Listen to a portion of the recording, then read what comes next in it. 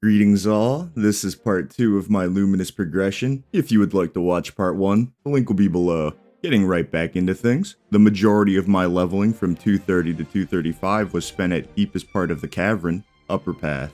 I did try out some other maps, especially some ones in Morass like Shadow Dance Hall, but I don't know, I like this one. This map is just 2 long straight lines and reflection can hit both platforms.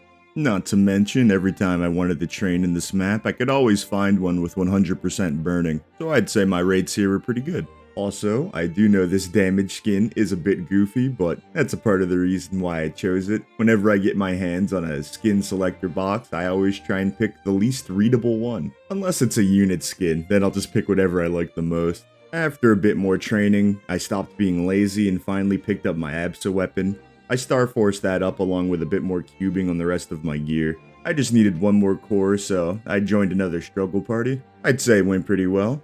I could have lined up my equilibrium better with other people's bursts, but I'll keep that in mind if I ever decide to go party bossing with this character again. Had to go do a bunch of Dark World Tree weeklies right after, so that's always fun. The next couple days just consisted of doing my dailies and training back up at Upper Path. I think the next time I try and get a character to 235, I'll try and come to this map more. I've never really used it too much before now. It is pretty tall though, so we'll see how that goes depending on the character. I also tried to go to every MVP I could. I lost track of how many times I ended up going to the Mushroom Shrine. You know, normally it'd be a quick pop into the Mushroom Shrine, then hurrying right off to my map before anyone could take it.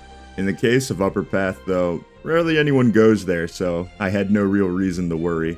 I'm sure there are far better maps to train on than this one, but I ended up liking it, so I just stayed here. If I was ever at an MVP that any of you happen to pop by chance, thanks, it's very appreciated. They make my life far easier.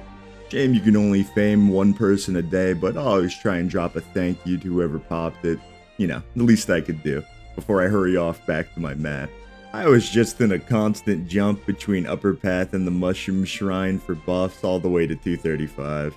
We ended up getting a random hair and eye color coupon. I decided to use them on my Luminous without saving my previous hair color just to see what would happen.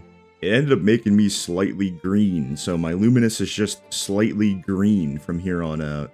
Loading into packed mushroom shrines always made me fear for my game.